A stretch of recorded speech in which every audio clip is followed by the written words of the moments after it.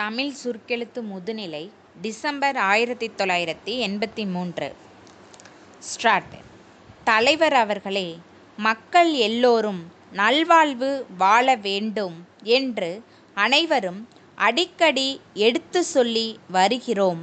அதற்காக மக்களால் தேர்ந்தெடுக்கப்பட்ட ஆட்சிகள் மாநில அளவிலும் சரி, மத்திய அளவிலும் சரி நடைபெற்று வருகின்றன என்பதை நாம் அறிவோம்.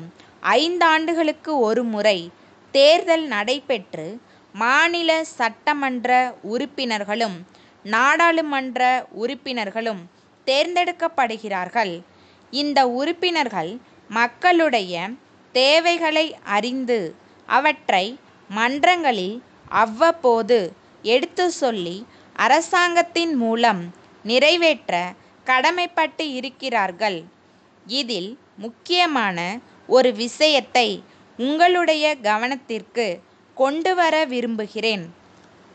மக்களை பொறுத்தவரையில் அவர்கள் தங்களுக்கு எத்தகைய ஆட்சி தேவை என்பதை அறிந்து அத்தகைய ஆட்சியை ஜனநாயக முறையில் அமைத்து கொள்ள வேண்டிய பெரும் பொறுப்பு உடையவர்களாக இருக்கிறார்கள். இந்த நிலையில் மக்களை கல்வி அறிவுள்ளவர்களாக செய்வது மட்டுமல்லாமல் ஜனநாயக அமைப்பில் மக்களுடைய பொறுப்பு என்ன என்பதை அவர்கள் உணரும்படி செய்ய வேண்டியது அவசியம். மக்கள் ஜாதி மத பேதமின்றி ஒருவருக்கொருவர் ஒற்றுமை மனப்பான்மை உடையவர்களாகவும் நாடு முன்னேற வேண்டுமென்ற நல்ல எண்ணம் உடையவர்களாகவும் இருக்க வேண்டும். அத்தகைய எண்ணத்தை அரசியல் தலைவர்களும் சமய தலைவர்களும் மக்களிடையே ஏற்படுத்த வேண்டுமென்று கேட்டுக்கொள்கிறேன். இவற்றுக்கெல்லாம் அடிப்படையாக நாடு பொருளாதாரத்தில் முன்னேற வேண்டியது அவசியம்.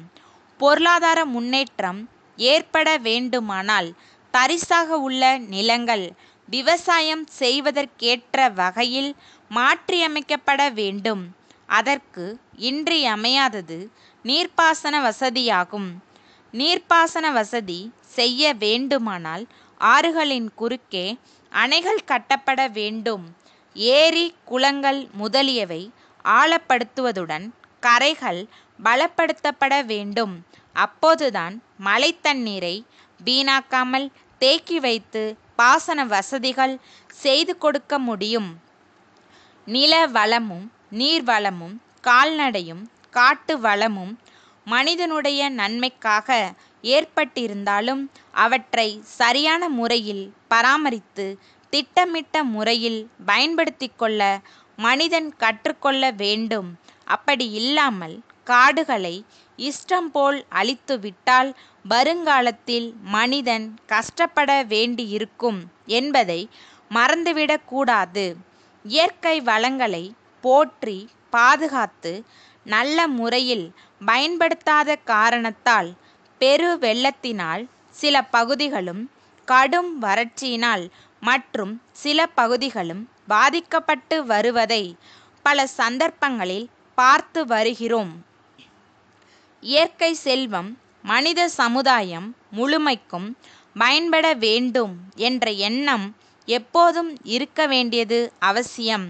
அந்த எண்ணம் ஓரளவு இல்லாத காரணத்தால் ஒரு பகுதியில் பெரு வெள்ளத்தினால் சேதமும் மற்றொரு பகுதியில் குடிப்பதற்கு கூட தண்ணீர் கிடைக்காத அவதியும் இருப்பதை பார்க்கும்போது உண்மையிலேயே நாம் வேதனைப்பட வேண்டியவர்களாக இருக்கிறோம். சென்னை ராஜாஜி சாலையிலுள்ள இந்தியன் வங்கியின் தலைமை மேலாளர் செங்கற்பட்டிலுள்ள காமாட்சி சர்க்கரை தொழிற்சாலையின் நிர்வாக அதிகாரிக்கு அனுப்பும் கடிதம். அன்புடையீர், தங்கள் தொழிற்சாலையில் சில புதிய இயந்திரங்களை வாங்கி நிறுவுவதன் மூலம் உற்பத்தியை இரட்டிக்க முடியும் என்று தெரிவித்து அதற்காக விரிவான திட்டத்தை எங்களுக்கு அனுப்பி நிதியுதவி கோரியிருந்தீர்கள். அது பற்றி மேலும் சில விளக்கங்களை கோரியிருந்தோம். அவ்விளக்கங்களும் தங்களிடமிருந்து அண்மையில் கிடைக்கப்பெற்றன.